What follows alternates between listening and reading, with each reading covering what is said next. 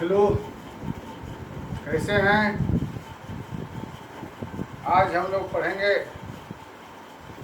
Complex number का argument, जो officially ये लास्ट टॉपिक रहेगा 11th स्टैंडर्ड का। बाकी थोड़ा सा कंपटीशन के लिए और रह जाएगा, तो पहले 11th का ख़त्म करते हैं। इसके बाद एक रहेगा मिसलेनियस प्रॉब्लम, और फिर उसके बाद थोड़ा एक्स्ट्रा रहेगा। सबसे पहले हम लोग आज आर्गुमेंट ऑफ कॉम्प्लेक्स नंबर पढ़ते हैं, समझते हैं। बहुत अच्छा टॉपिक है, थोड़ा घबराना नहीं है। देखिए, आर्गुमेंट ऑफ कॉम्प्लेक्स नंबर, यही हमारा टॉपिक है।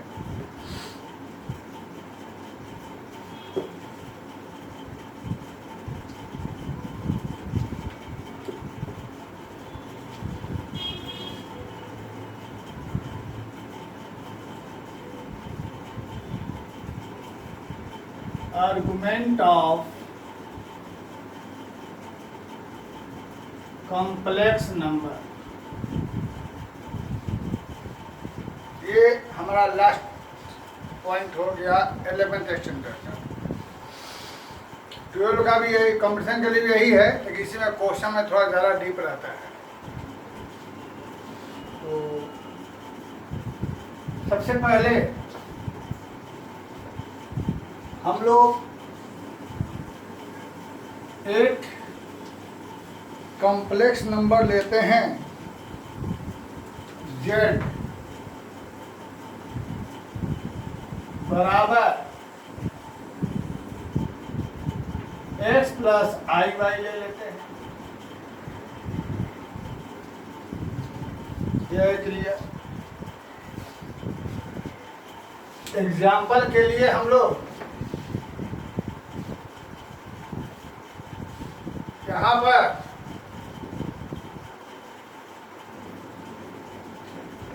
एग्जाम्पल के लिए एक हम लोगों ने ले लिया 1 प्लस आई। इस 1 प्लस आई को हम लोग 1 प्लस 1 इंटू आई लिख सकते हैं। अब यहाँ से देख के इक्वेट किया जाए, यहाँ x बराबर 1 है और y बराबर भी 1 है। हम लोग स्कूल में पढ़े थे एक्स वाई प्लेन। ये रहा हमारा x Y plane.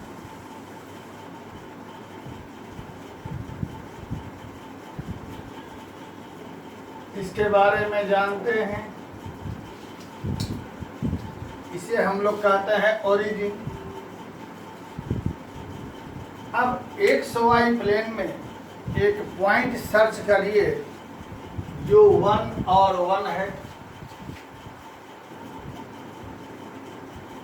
Let point P whose coordinate is 1 1।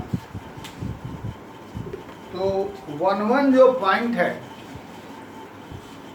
वह complex number z is equal to 1 plus i को रिप्रेजेंट कर रहा है, क्योंकि x 1 y 1 है। तो ये पॉइंट उस कॉम्प्लेक्स नंबर को रिप्रेजेंट कर रहा है। वो कॉम्प्लेक्स नंबर इस पॉइंट के द्वारा रिप्रेजेंट हो रहा है। अब दुनिया में हम कोई भी कॉम्प्लेक्स नंबर लेंगे तो उसमें कुछ भी तो x का मान होगा, कुछ भी y का मान होगा।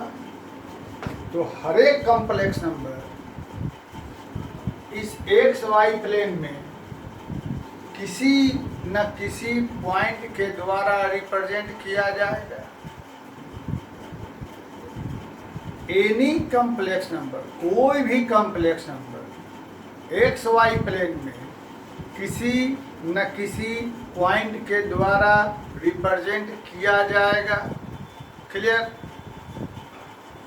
क्लियर?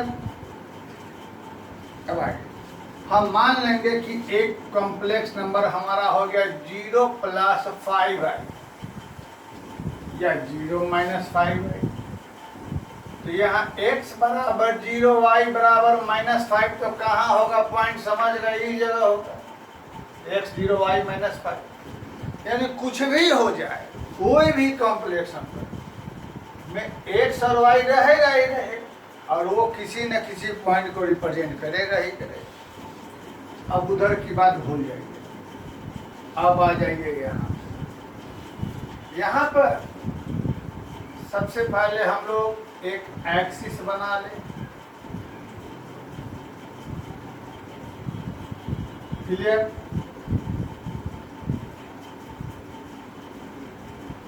पहला एक एक्सिस बना लिया जाए, बड़ा बना सकते हैं।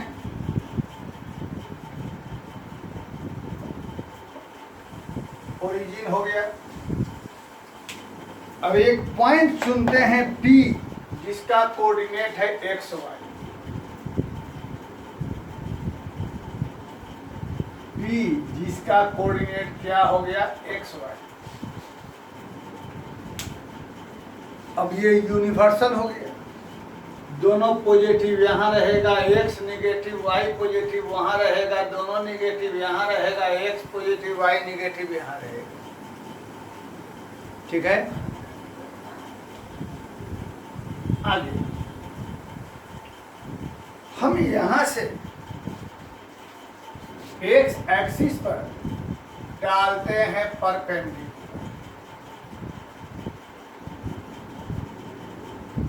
तो जितना हम लोगों को पहले से नॉलेज है, यह डिस्टेंस हमारा x कहलाएगा, यह लेंथ हमारा y कहलाएगा। ये y आपको यहाँ हो जाएगा। तो x इस कॉम्प्लेक्स नंबर का रियल वाला पार्ट है, y इसका इमेजिनरी वाला हिस्सा है। x एक्सिस इस कॉम्प्लेक्स नंबर के रियल वाले पार्ट को दर्शा रहा है, इसलिए इस x एक्सिस को हम लोग इस जगह पर रियल एक्सिस कहेंगे। अगला बात समझ गए होंगे, क्योंकि y एक्सिस इस कॉम्प्लेक्स नंबर के इमेजिनरी पोर्शन को शो कर रहा है, इसलिए इस y एक्सिस को हम लोग इमेजिनरी एक्सिस कहेंगे। इतनी बात समझ में आ गई? एक कॉम्प्लेक्स नंबर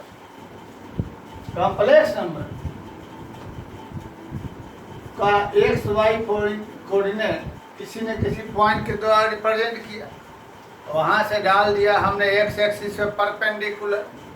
यह लेंथ हमारा एक्स हुआ, यह लेंथ हमारा वाई हुआ।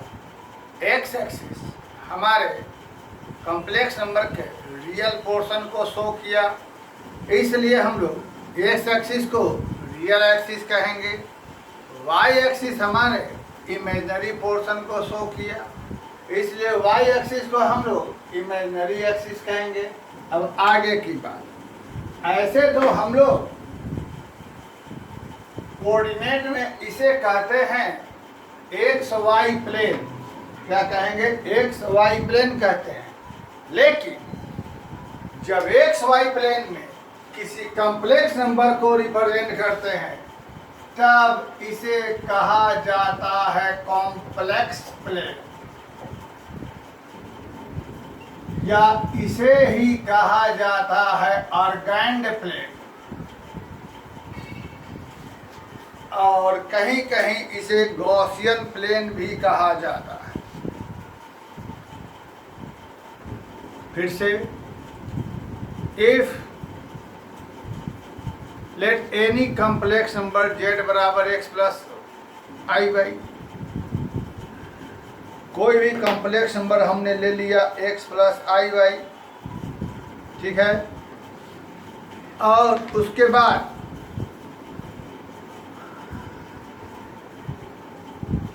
if any point p x y represent a complex number z बराबर x plus i y in a plane, then plane is called argand plane या complex plane।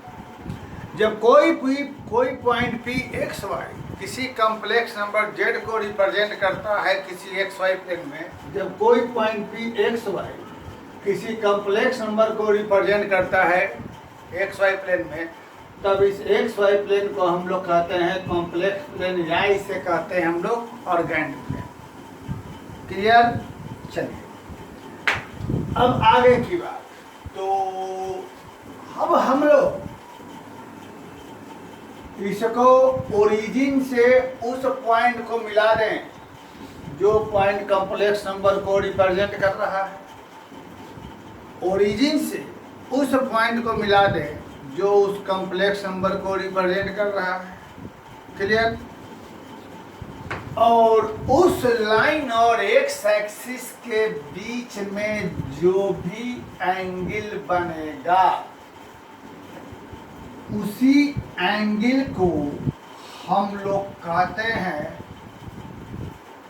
Argument of complex number, या इसे short में लिखते हैं ARGZ। इसे हम लोग एम्पलीट्यूड ऑफ कॉम्प्लेक्स नंबर भी कहते हैं, शॉर्ट में इसे AMPZ भी कहते हैं। इतनी बात समझ में आ गई आप लोगों को? कोई भी कॉम्प्लेक्स नंबर किसी न किसी पॉइंट को रिप्रेजेंट करेगा,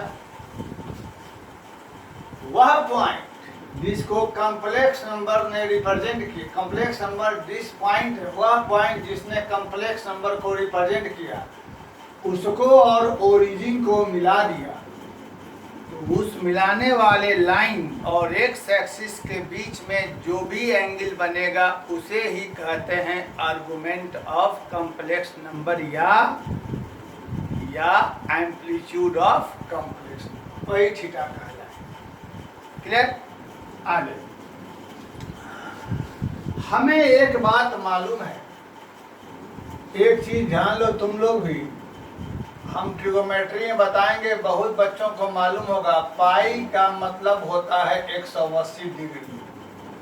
ऐसे पाई का मतलब 22/7 भी होता है, 3.14 भी होता है, वो सब अलग चीज है। हर चीज का एक यूनिट होता है। जब पाई का कोई यूनिट नहीं होता है तब उसका वैल्यू हो जाएगा 22/7, जो कि कहलाएगा 3.14। एक्चुअली 3.14 इरेशनल नंबर है, तो वह नियर अबाउट 22/7 सब लोग जानते हैं। जब पाई का कोई यूनिट नहीं होता है तो उसकी वैल्यू 3.14 समथिंग होती है, जो कि इक्विवेलेंट होता है 22/7 के। दोनों में से कुछ भी ले सकते हैं, डिपेंड ऑन क्वेश्चन। और क्वेश्चन में नहीं कह रहा है तो हम 3.14 भी ले सकते हैं, 22/7 भी ले सकते हैं, लेकिन क्वेश्चन में अगर मेंशन कर दिया है तो जो कह रहा है वही लेना पड़ेगा। तुम लोग स्कूल में मेंसुरेशन में देखे होंगे कि जिस क्वेश्चन में कह रहा था 22/7 लेकर बनाइए, उसमें 3.14 लेकर बनाए थे, तुम्हारा आंसर नहीं मिला था। जिस क्वेश्चन में कहा था 3.14 लेकर बनाओ, उसमें 22/7 लेकर बनाए, तुम्हारा आंसर नहीं मिला था। तो अलग मैटर है कि वो उसकी चर्चा बाद में हम लोग करेंगे, जब हम लोग ट्रिगोमेट्री पढ़ेंगे तो उसमें पढ़ेंगे। फिलहाल बताते हैं कि पाई एक यूनिटलेस क्वांटिटी है, जिसमें पाई का कोई यूनिट नहीं होता, उसमें पाई की वैल्यू 3.14 या 22/7 लेकर चलते हैं। लेकिन जब पाई का यूनिट कहलाता है रेडियन में, जो कि एंगल मेजरमेंट का यूनिट होता है, जब रेडियन में लेते हैं तो उसमें होता है पाई का वैल्यू 180 डिग्री। तो फिलहाल हम लोग यहाँ पर भी इतना ही समझते हैं, पाई का मतलब 180 डिग्री। अब आगे की बात, तो एक चीज जानिए कि साइन थीटा बराबर 1/√2, तो थीटा बराबर कितना डिग्री हो जाएगा? 45 डिग्री। अगर साइन थीटा का मान है 1/√2, अगर साइन थीटा का मान है 1/√2, साइन थीटा का मान है 1/√2, तो थीटा बराबर कितना डिग्री? 45 सबको मालूम है। लेकिन यदि हम पूछें कि साइन थीटा बराबर हो जाएगा 5/7, तो थीटा बराबर क्या? तो मुश्किल है कहना। ऐसे सिचुएशन में हम लोग कहते हैं साइन इनवर्स 5/7, यानी 5/7 के लिए साइन में जो भी एंगल होगा वो कहलाएगा थीटा। तो इसको कहेंगे हम लोग साइन इनवर्स। जब एंगल मालूम हो तो लिख देंगे, नहीं मालूम हो लिख देंगे साइन इनवर्स 5/7। क्लियर? ठीक। जब एंगल मालूम हो तो लिख देंगे, नहीं मालूम है तो यह लिख देंगे। क्लियर बात? चलिए अब आगे। हमारे पास ये कोई कॉम्प्लेक्स नंबर दिया रहेगा। अब इस फोटो को आप हटा सकते हैं। हमारे पास यह कॉम्प्लेक्स नंबर दिया रहेगा जेड, कहेगा इसका आर्गुमेंट निकालो। आर्गुमेंट निकालो मतलब थीटा निकालो। ठीक है? तो अब सुनो, तुम्हें तो मालूम रहेगा एक्स और वाई कहेगा निकालने के लिए थीटा। तो एक्स वाई और थीटा में क्या रिलेशन है? ट्रिग्नोमेट्री पढ़े हो, सोच लो। तुम्हें कहेगा निकालिए आर्गुमेंट, तुम्हें मालूम रहेगा एक्स और वाई मालूम रहेगा, निकलना रहेगा आर्गुमेंट यानी थीटा। तो एक्स वाई मालूम हो जो फोटो में दिखाई दे रहा है, तब थीटा कैसे निकालोगे? तो एक्स वाई थीटा में दो रिलेशन है, टैन थीटा कॉट थीटा। और चूंकि सीधा है टैन और उल्टा है कॉट, तो हम लोग सीधा लेकर चलते हैं। हम लेकर चलेंगे टैन थीटा। टैन थीटा बराबर y/x, तो थीटा बराबर क्या हो जाएगा? Tan inverse y/x। ठीक है? तो इस तरीके से यहाँ से आर्गुमेंट ऑफ जेड क्या है? थीटा। और थीटा बराबर क्या हो गया हमारे पास? Tan inverse y/x। हम इसे लिख सकते हैं tan inverse imaginary part of complex number by real part of complex number. तो इस बात को आपको ध्यान रखना है। जब हमको कहेगा निकालने के लिए आर्गुमेंट ऑफ कॉम्प्लेक्स नंबर, तो क्या लिखेंगे? टैन इनवर्स थीटा बराबर टैन इनवर्स y/x। क्लियर बात? भाई मालूम रहेगा तो लिख लेंगे, नहीं मालूम रहेगा निकालेंगे। अब आगे, ये जो ओरिजिन से वह पॉइंट जिसने कॉम्प्लेक्स नंबर को रिप्रेजेंट किया, ओरिजिन से वह पॉइंट जिसने कॉम्प्लेक्स नंबर को रिप्रेजेंट किया, वहां से शॉर्टेस्ट डिस्टेंस को हम रिप्रेजेंट करते हैं किसके द्वारा? आर के द्वारा। वह पॉइंट जिसने कॉम्प्लेक्स नंबर को रिप्रेजेंट किया, उस पॉइंट और ओरिजिन के बीच के शॉर्टेस्ट डिस्टेंस को हम आर से रिप्रेजेंट करते हैं।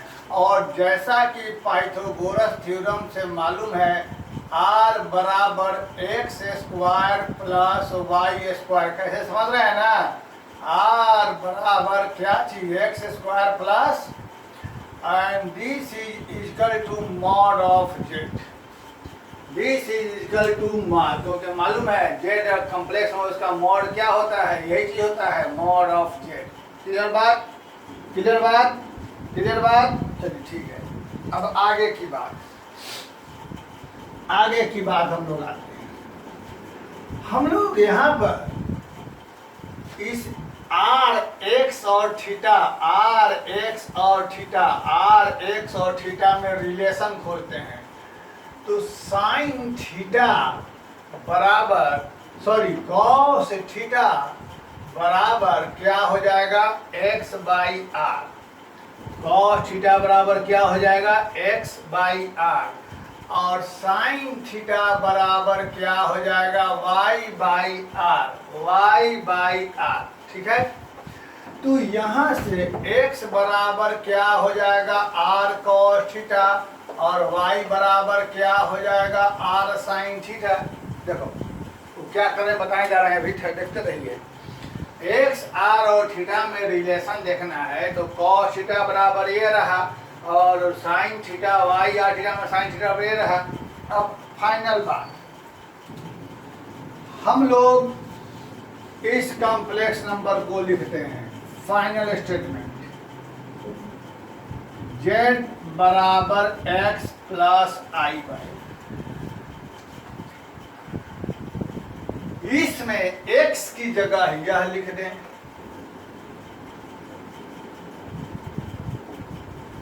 y की जगह वह लिख दें,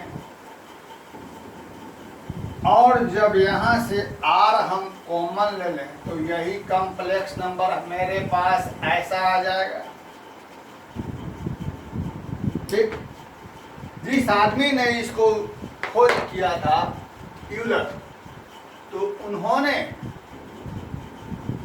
ये बहुत काम का चीज है, बहुत काम का चीज है, cos थीटा प्लस आई साइन थीटा को e का पावर आई थीटा माना गया था। बाकी उसकी चर्चा फिर की जाएगी। इसको ऐसा माना गया था, cos थीटा प्लस आई साइन थीटा बराबर e का पावर आई थीटा। थोड़ा कॉम्प्लिकेटेड चीज है भैया, देखिए वो ऐसा माना गया। अब यहीं पर हम लोग इसी की जगह वह लिख देते हैं, r इंटू ई का पावर आई थीटा। अब आगे चलिए, जब कॉम्प्लेक्स नंबर हमारा इस फॉर्म में रहेगा एक्स वाई में, तब इसे हम कहते हैं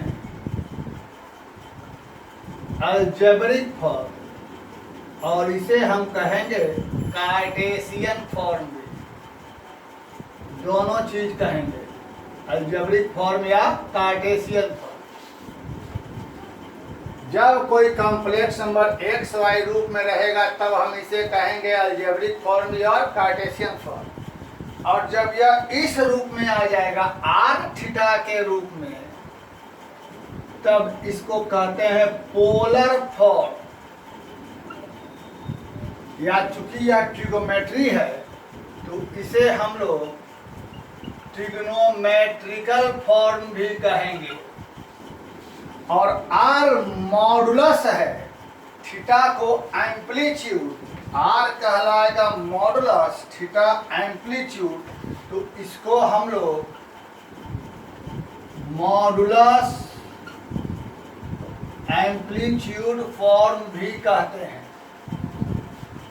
और इस रूप में आएगा तो चूंकि यह एक्सपोनेंट फॉर्म में है तो हम लोग इसको एक्सपोनेंशियल फॉर्म भी कहेंगे,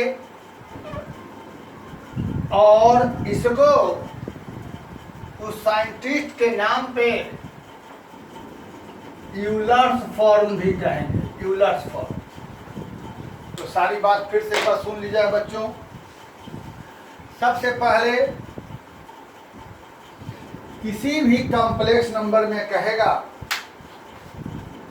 आर्गुमेंट निकालिए या उसको पोलर फॉर्म में चेंज करिए कहेगा, तो बात की चीज है। पहले सुनिए, कोई भी एक कॉम्प्लेक्स नंबर रहेगा, वह कॉम्प्लेक्स नंबर में एक्स वाई का वैल्यू रहेगा, तो वह एक्स वाई प्लेन में किसी न किसी पॉइंट के द्वारा रिप्रेजेंट किया जाएगा। तो जब कोई पॉइंट के द्वारा किसी कॉम्प्लेक्स नंबर को एक्स वाई प्लेन में रिप्रेजेंट करेंगे, तब उस एक्स वाई प्लेन को हम लोग कहेंगे कॉम्प्लेक्स प्लेन, या हम लोग कहेंगे उसको आर्गेंड प्लेन, कहीं कहीं गॉसियन प्लेन भी कहते हैं। हम लोग देख रहे हैं कि एक्स एक्सिस इस कॉम्प्लेक्स नंबर को रियल वाले पोर्शन को शो कर रहा है, इसलिए एक्स एक्सिस को हम लोग कहेंगे रियल एक्सिस, और वाई एक्सिस इसके इमेजिनरी पोर्शन को शो कर रहा है, तो वाई एक्सिस को हम लोग कहेंगे इमेजिनरी एक्सिस। क्लियर बात? चलिए एक्स एक्सिस इसके रियल पोर्शन को शो किया तो एक्स एक्सिस तो कहेंगे रियल एक्सिस, वाई एक्सिस इसके इमेजनरी पोर्शन को शो किया तो वाई एक्सिस को कहा हमने इमेजनरी एक्सिस। अब जो भी पॉइंट कॉम्प्लेक्स नंबर को रिप्रेजेंट करेगा, ओरिजिन से उस पॉइंट को मिलाने वाले लाइन और एक्स एक्सिस के बीच में जो भी एंगल रहेगा उस एंगल को हम लोग कहते हैं, वही एंगल को हम लोग कहते हैं आर्गुमेंट ऑफ कॉम्प्लेक्स नंबर। कोई भी पॉइंट जिस किसी कॉम्प्लेक्स नंबर को रिप्रेजेंट करेगा तो उस पॉइंट और ओरिजिन के बीच मिलाने वाले लाइन और एक्स एक्सिस के बीच में जो भी एंगल रहेगा उसे हम लोग कहते हैं argument of complex number. Theta कहलाएगा आर्गुमेंट ऑफ कॉम्प्लेक्स नंबर। तो इसी आर्गुमेंट को शॉर्ट में लिखेंगे आर्ग जेड, और इसे एम्पलीट्यूड ऑफ कॉम्प्लेक्स नंबर भी कहते हैं, शॉर्ट में कैसे कहेंगे एएमपीजे। अब आगे की बात आ करिए, यह निकालने के लिए चूंकि थीटा निकालना रहेगा, वाई एक्स मालूम रहेगा तो tan थीटा बराबर वाई बाई एक्स लिख देंगे, थीटा बराबर tan inverse Y by X लिखा था, समझा दिया। इस तरीके से थीटा यानी आर्गुमेंट ऑफ जेड और थीटा यानी आर्गुमेंट ऑफ जेड बराबर थीटा बराबर क्या हो गया यह, और वाई को हम लोग इमेजिनरी पार्ट, एक्स को हम लोग रियल पार्ट में लिख सकते हैं। अब आगे बढ़ते हैं, यहाँ हम लोगों ने आर कैसे निकाला, आर निकालने का इसे हम लोग आर से रिप्रेजेंट किया, ये शॉर्टेज डिस्टेंस को हम लोगों ने आर से रिप्रेजेंट किया। आर निकालने के लिए क्या करेंगे, आर एक्स और थीटा में रिलेशन, आर वाई और थीटा में रिलेशन हमने यहाँ लिख लिया। यहाँ से एक्स वाई बराबर निकाला, क्यों निकाला, इसके लिए कॉम्प्लेक्स नंबर जब हमारा एक्स प्लस आई वाई रहेगा, एक्स की जगह या वाई की जगह या रख देंगे तो ऐसे लिखेंगे। तो इस रूप में जब कोई कॉम्प्लेक्स नंबर रहेगा इसे कहेंगे अलजेब्रिक फॉर्म या कहेंगे कार्टेशियन फॉर्म, और जब इस रूप में रहेगा आर और थीटा में तो पोलर फॉर्म कहते हैं, ट्रिगोमेट्री के रूप में है, ट्रिगोमेट्रिकल फॉर्म भी कहते हैं, या इसे आर हमारा मॉडुलस है, थीटा हमारा एम्पलीट्यूड है, इसको मॉडुलस एम्पलीट्यूड फॉर्म भी कहते हैं। हमने बताया कि इसको हम लोग ई का पावर आई थीटा, ई क्या है वो चर्चा बाद में करेंगे, अभी हम वहाँ नहीं जाते हैं, ई की चर्चा करेंगे, ई थोड़ा सा रहस्यमय चीज़ है, ई की चर्चा बाद में करेंगे। तो इसे हम लोग ई का पावर आई थीटा मानते हैं, और जब इसे ऐसा लिख देंगे तो इसे हम लोग एक्सपोनेंट फॉर्म में है तो इसे कहेंगे एक्सपोनेंशियल फॉर्म, और यही को हम लोग जिसने भी खोज की थी उसके नाम पर इसको हम लोग कहते हैं यूलर्स फॉर्म। ये आपका हो गया। अब आगे की बात, जैसे हमारे पास यह कॉम्प्लेक्स नंबर दे दिया है, अब इसमें कहेगा कि बेटा इसका आर्गुमेंट निकालो, तो आर्गुमेंट बराबर यहाँ ध्यान दीजिए, तो आर्गुमेंट के लिए लिख देंगे हम लोग tan theta is equal to Y by X 1/1, तो tan थीटा बराबर 1, थीटा बराबर कितना हो गया 45। लेकिन ध्यान रहे आंसर हमेशा जो होता है ना एंगल है वो स्टैंडर्ड फॉर हमारा पाई के रूप में रहना चाहिए, पाई वो सब बता देंगे, ट्रिगोमेट्री की बात है, पाई चूंकि यूनिवर्सल है इसीलिए पाई में देखिएगा हमेशा रुपया को यूएस डॉलर के रूप में बोला जाता है, स्टैंडर्ड है यूएस डॉलर, वैसे ही यहाँ पर एंगल का स्टैंडर्ड है पाई। तो पाई में क्या हो जाएगा यहाँ पर पाई बटा में 4, 180/4, 45 हो गया ना, तो बेटा इसका आर्गुमेंट ऑफ जेड क्या हमें हो गया π/4। अब कोई भी कॉम्प्लेक्स नंबर दिया रहेगा तो एक्स निकाल लोगे, वाई निकाल लोगे, एक्स वाई निकाल के उसका तुम आर्गुमेंट निकाल सकते हो, नो प्रॉब्लम है। एक्स मालूम रहेगा, वाई मालूम रहेगा, एक्स वाई मालूम रहेगा तो आर्गुमेंट निकाल सकते हैं यहाँ से। अब कहेगा इसको पोलर फॉर्म में चेंज करो, तो पोलर फॉर्म में चेंज करने के लिए तुम्हें थीटा तो निकाल ही लिया, और क्या चाहिए आर निकालने के लिए क्या करेंगे √x² + y², तो यहाँ से आर का मान निकाल लिया जाए, आर बराबर √x² + y² यानी क्या हो गया √2। अब बताओ इसको पोलर फॉर्म में कैसे लिखेंगे, z बराबर √2r, आर की जगह क्या हो जाएगा √2, और cos थीटा क्या है π/4 प्लस i sin π/4, यह हमारा क्या हो गया पोलर फॉर्म है ना, z की बराबर r की जगह क्या होगा √2 cos π4 प्लस i sin π4। अब कहेगा इसको एक्सपोनेंशियल फॉर्म में लिखो, एक्सपोनेंशियल फॉर्म में कैसे लिखाएगा, यही हो जाएगा √2 e का पावर i और क्या हो जाएगा π/4, यही r की जगह यह।